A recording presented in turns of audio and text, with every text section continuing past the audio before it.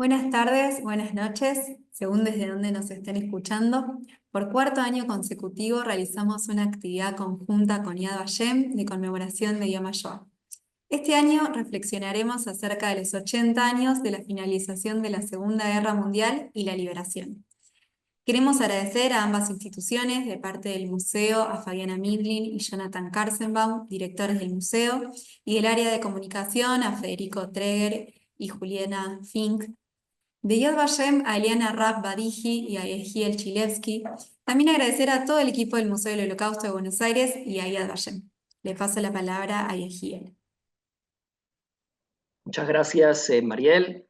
Bueno, así que yo también me sumo a los agradecimientos al Museo del Holocausto de Buenos Aires, a todo el equipo, por la organización de este evento. También quiero agradecer al equipo de Yad Vashem, a Marcelo Goldi, director del Departamento para Iberoamérica y Miami, División de Desarrollo de Recursos y Cooperación Internacional, y a nuestros directores, Noam Makeiton, Iftach Meiri y Eliana Rapatiji, del Departamento de Educación y Capacitación en el Exterior. Es un honor poder estar juntos conmemorando Yom HaShoah, Día de Recuerdo del Holocausto y el Heroísmo, continuando el trabajo conjunto de tantos años entre ambas instituciones. El tema central de Yom HaShoah 2025 es Desde las profundidades, la angustia de la liberación y el regreso a la vida, conmemorando 80 años de la derrota de la Alemania nazi. Me gustaría compartir un extracto del Manifiesto de los Sobrevivientes, leído por primera vez en una ceremonia en Yad Vashem en el año 2002. Aunque el recuerdo del Holocausto está repleto de devastación, maldad y deshumanización que amenazan con socavar todos los valores humanos, nosotros, los sobrevivientes que marchamos por el Valle de la Muerte y vimos a nuestras familias, comunidades y pueblos ser aniquilados, no nos sumimos en la desesperación y perdimos la fe en la humanidad. Deseamos extraer del horror grabado en nuestra carne un mensaje positivo para nuestro pueblo y el mundo, un mensaje de humanidad, decencia y dignidad.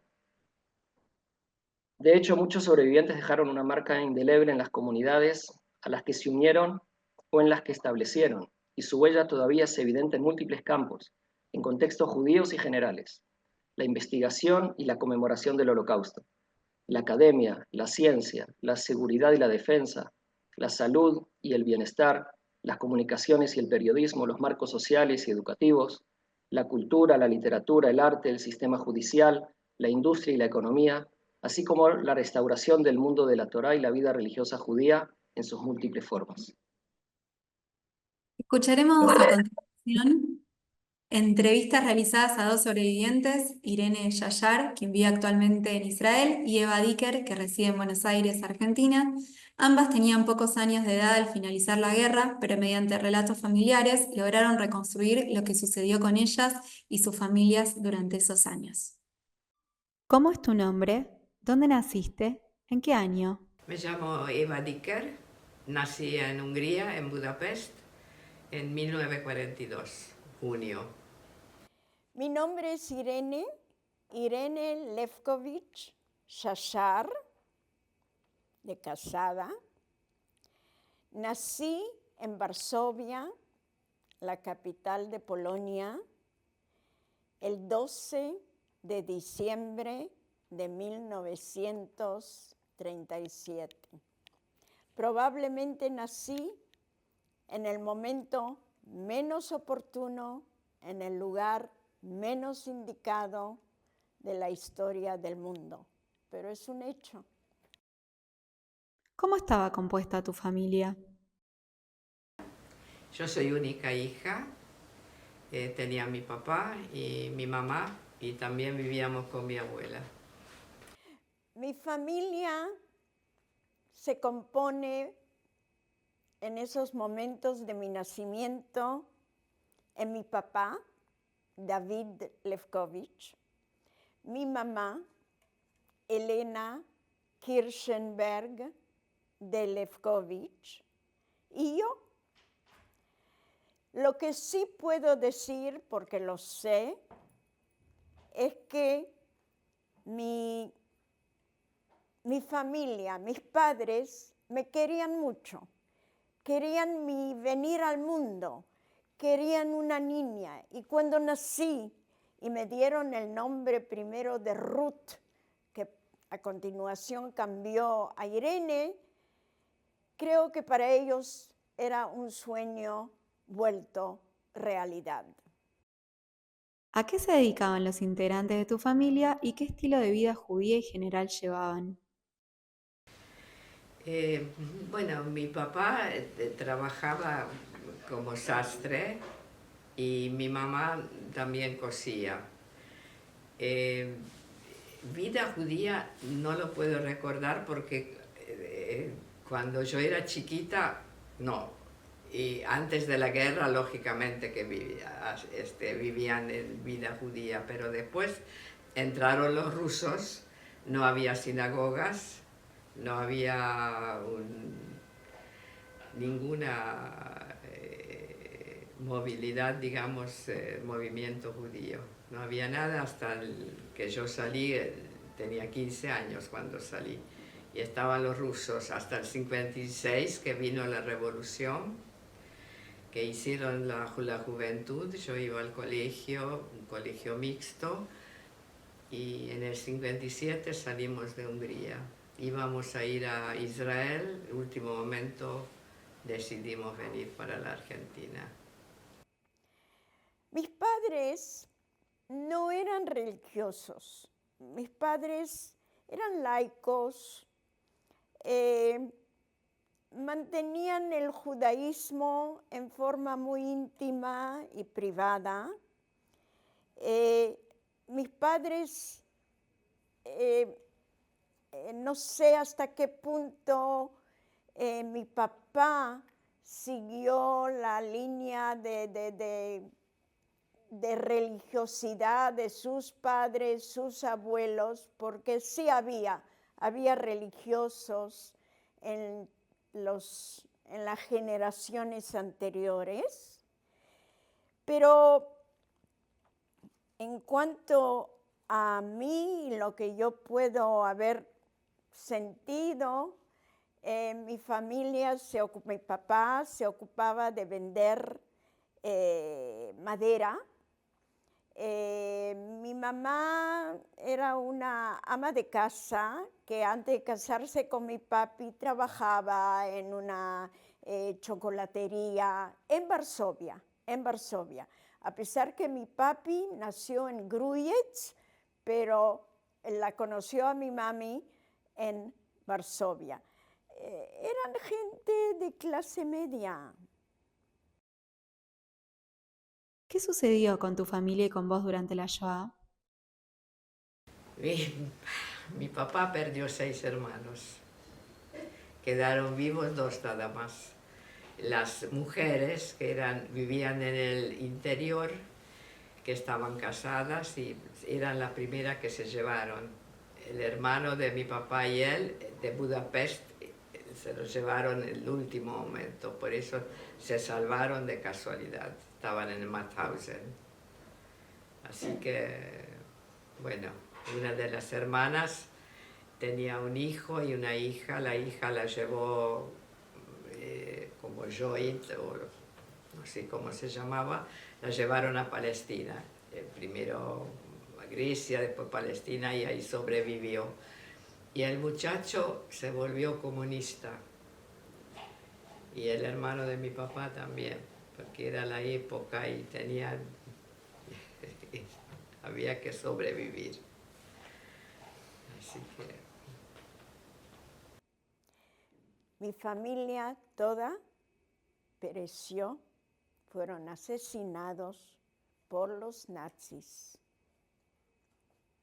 fuera en Auschwitz, fuera en Majdanek, no quedó nadie.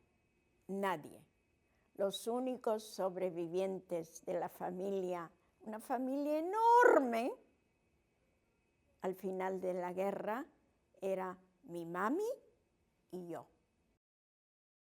¿Cómo te enteraste del final de la guerra?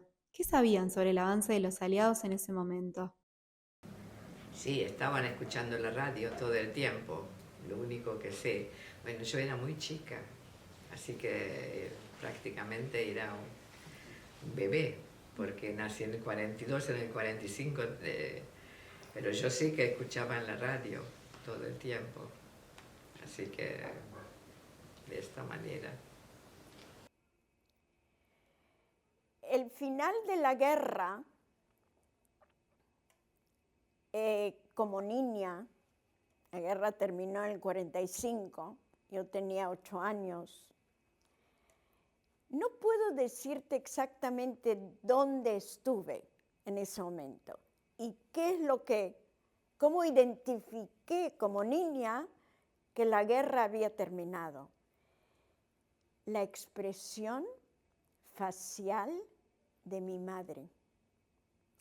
Mi madre a lo largo de la guerra, cuando nos escapamos por las cloacas del gueto de Varsovia, cuando trataba de esconderme dentro, como si fuera dentro de su propia barriga para protegerme, siempre tenía una expresión, una cara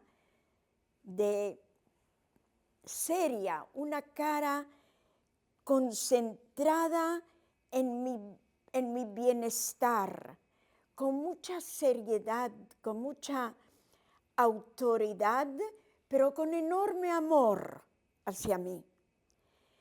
Pero cuando ella se enteró de que la guerra terminó, yo vi una cara sonriente, yo vi sus ojos iluminados, yo sentí su amor, su abrazo, su cariño y sentí que me soltaba, porque durante toda la guerra me tenía muy cerca a ella. ¿Tenés algún recuerdo del momento de la liberación? ¿Recordás dónde o con quién estabas? Pienso que el acomodamiento de la situación de mis padres, que mi papá no se acomodaba. Él, primero que obligaban a las personas a trabajar. Mi mamá la mandaban a trabajar en una fábrica que no tenía necesidad, pero tenía la obligación. Entonces tenía que levantarse muy temprano. Lo que pasa, teníamos la facilidad que vivíamos con mi abuela. Entonces yo iba al colegio. Después trabajó poco tiempo. Mi papá nunca... había que ser del partido, había que inscribirse obligatoriamente. Mi papá no se volvió comunista. Él se hizo socio, pero no practicaba. En cambio el hermano sí, y la señora. Así que pienso que eso fueron dificultades para ellos. Y después, por ejemplo, en la revolución en el 56, que yo tenía 14 años, yo ni sabía quiénes eran mis mejores amigas porque no hablamos de religión. Y después me di cuenta que se fueron porque la gente se iba, se escapaban, digamos, porque no tenían la edad. Ellos, los rusos, te daban un permiso, te conté, menos de 18 y más de 50. Del que tenían otra edad se escapaban. Y yo me enteré que mi mejor amiga se fue a Israel con los padres, después, y que eran judíos. Yo no lo sabía. Y en nuestro edificio también. La gente se iba y después me enteré que eran judíos donde vivíamos. Yo no lo sabía. No se hablaba de religión mientras estaban los rusos. No sé si mis padres hablaban, pero yo no. Ellos seguramente sí. Al fin de la guerra, como todos aquellos que tuvieron la suerte de sobrevivir, empezamos a buscar parientes. ¿Quiénes sobrevivieron? ¿Dónde estarían? Volvimos en Varsovia a la casa. Varsovia estaba completamente destruida. No había rasgo de nada, de rastro de nada, de nada, de nada. ¿Cuáles fueron los principales desafíos que enfrentaste durante la rehabilitación física y emocional después de la liberación? Claro, cuando teníamos los papeles hechos para Israel, era la situación. Pues yo quería ir ahí porque mi prima iba allá con la que me crié. Mi papá, mi abuela se le ocurrió que escriban mis padres acá a un amigo que tenían en la Argentina. Y él contestó que hay mucha posibilidad acá, porque mi papá era sastre, mi mamá modista, que pueden venir. Ya vinimos con un trabajo, mi papá tenía trabajo, apenas llegamos en una empresa alemana como cortador. Poco tiempo estuvo ahí porque entre los húngaros, ¿viste?, le ofrecieron sociedad y era muy bueno en su trabajo, así que tuvo poco tiempo ahí. Y bueno, lloramos todos los días porque fue tremendo el cambio. Ya nos dimos cuenta que es otro país, es otro mundo, pero bueno, lo superamos de poco a poco. Llegamos a París, tuvo que buscar trabajo. Encontró trabajo en un hotel,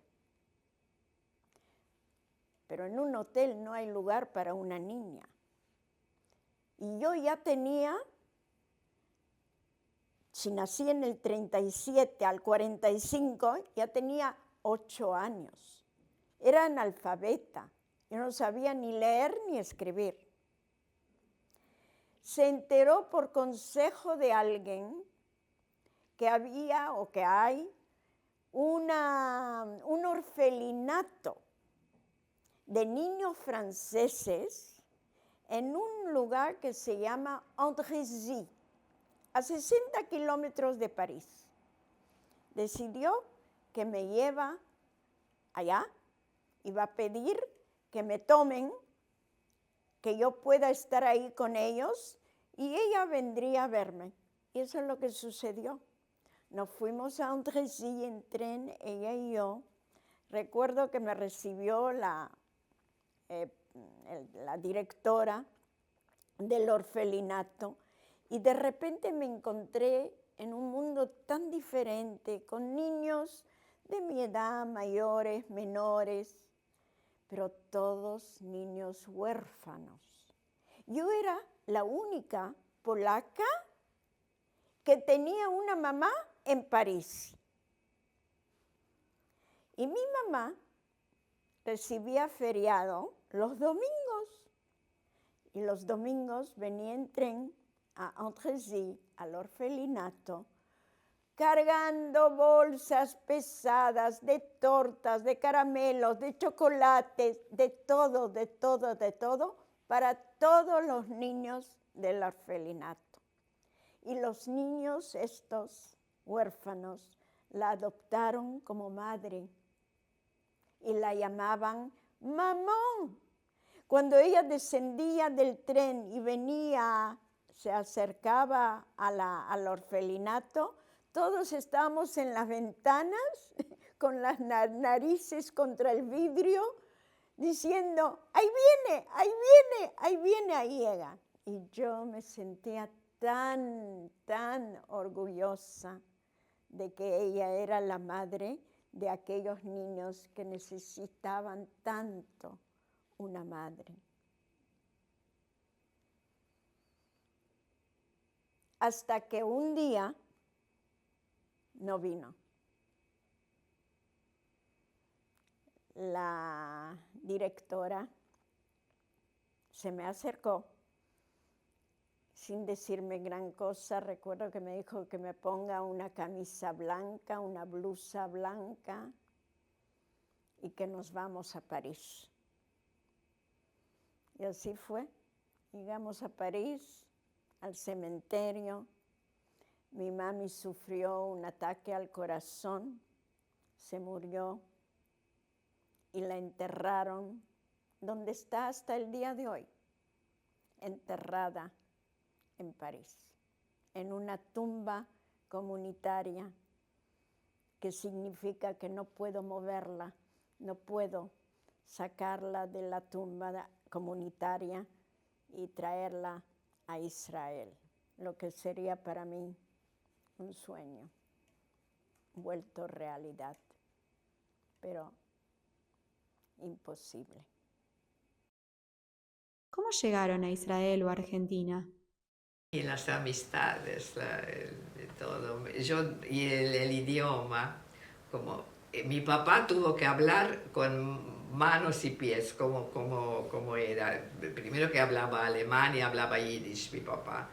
Igual el diario lo leía todo el tiempo, como podía, pero yo no hablé como medio año, porque quería hablar más o menos bien. Y bueno, empecé a trabajar.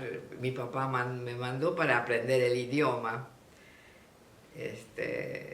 Primero a unos religiosos, que era una fábrica de guantes, me mandó para que aprendiera el idioma, pero me pusieron una máquina de overlock el primer día y yo rompí como un montón de agujas. Entonces mi papá se enojó y dijo que no la mandé a mi hija para eso. Entonces me tomaron los Eisenberg, que era una fábrica de lencería, y sí, aprendí el castellano, aprendí un montón de cosas y pude ir acá al Liceo 9, al colegio, y bueno, de a poco a poco nos íbamos acomodando. Fui a Nueva York, estudié, me gradué y sentí que a través de esta educación que recibí, quise cumplir un sueño grande. Y ese sueño era ir a Israel. Terminé mi segundo grado y me fui a Israel de visita. Fui a Jerusalén, fui a Givat Ram, en Jerusalén, a la universidad, y busqué un departamento donde enseñaban lo que yo había estudiado. En el edificio Lauterman vi los nombres, en que me encontré con un nombre que decía director del Departamento de Estudios Españoles y Latinoamericanos. ¡Opa!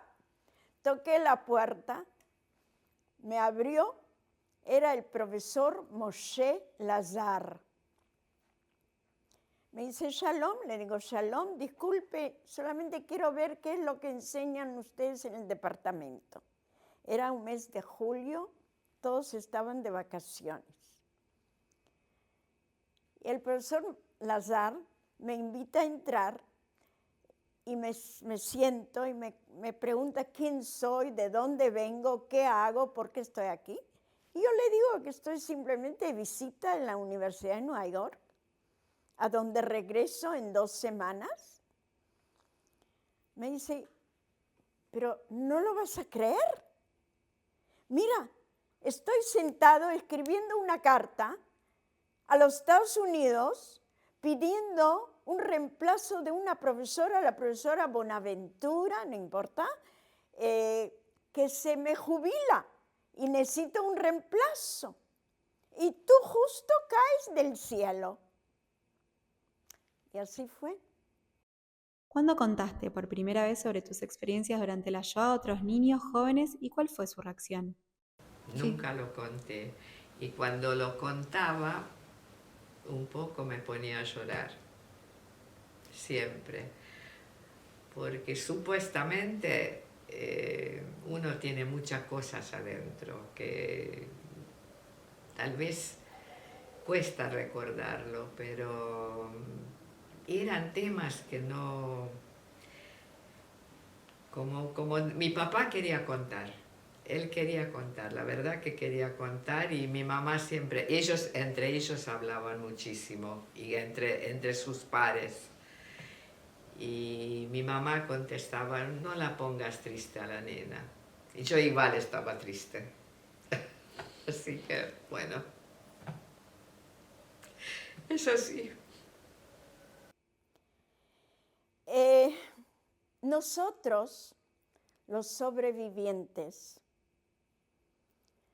no hemos hablado de lo que vivimos durante la Shoah casi 35 años.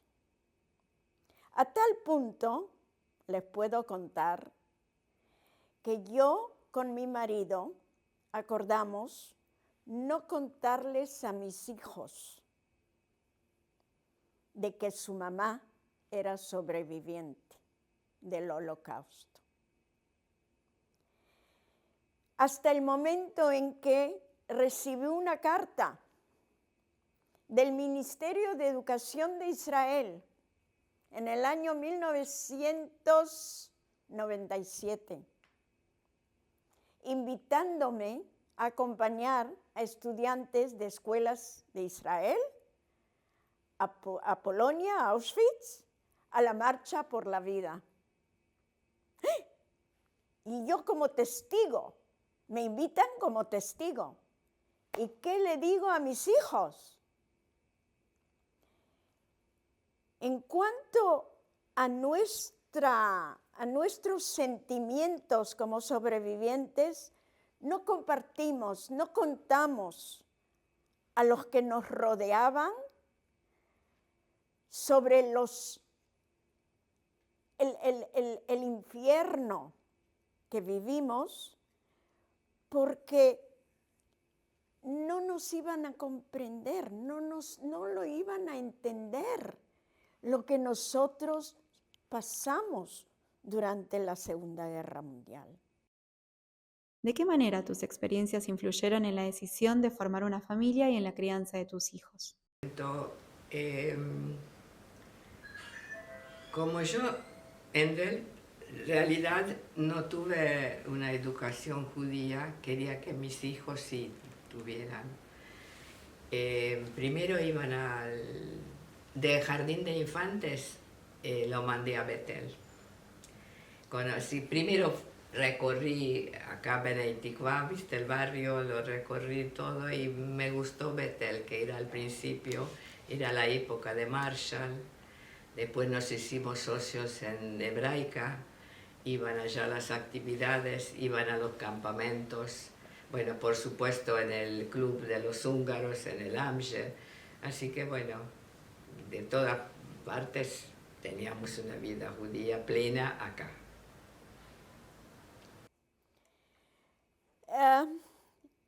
Al formar una familia y el nacimiento de mis hijos fue para mí la culminación de esa sobrevivencia mía, personal.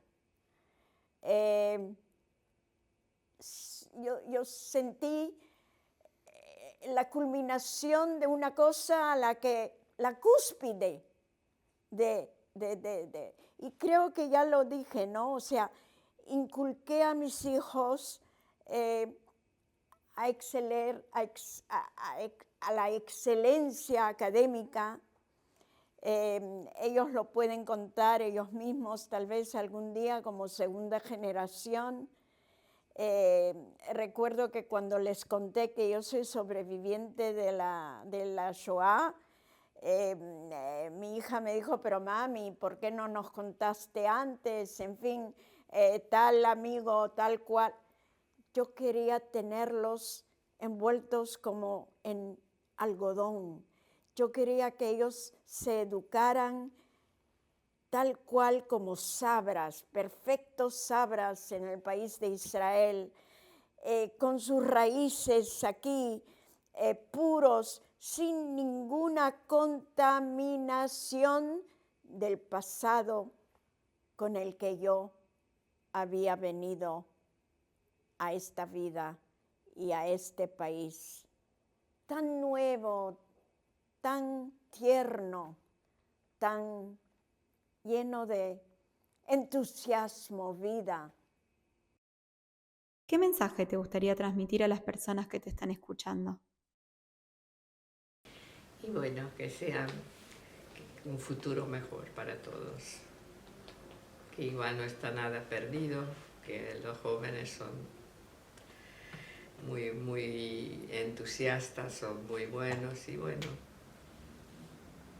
que estemos todos bien, que haya paz, que es lo más importante para todo el mundo.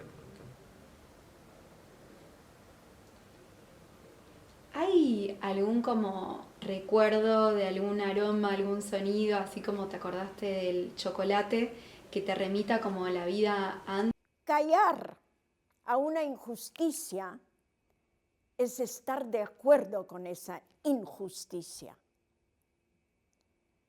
Mi voto, mi pedido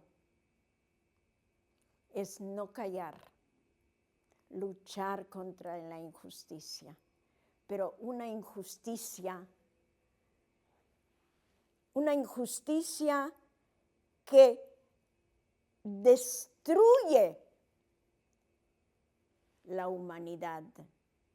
Nunca más puede repetirse lo que fue la Shoah de 1939 a 1945. Y gracias a Dios por el Estado de Israel, porque si hubiésemos tenido entonces un Estado, o hubiésemos tenido entonces un ejército que me hubiera venido a rescatar a mí y a los 6 millones que ya no pueden hablar como lo hago yo. No pueden transferir el mensaje que he transferido yo ante ustedes aquí.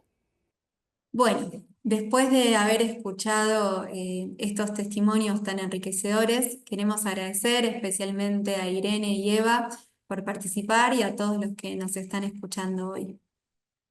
Muchísimas gracias.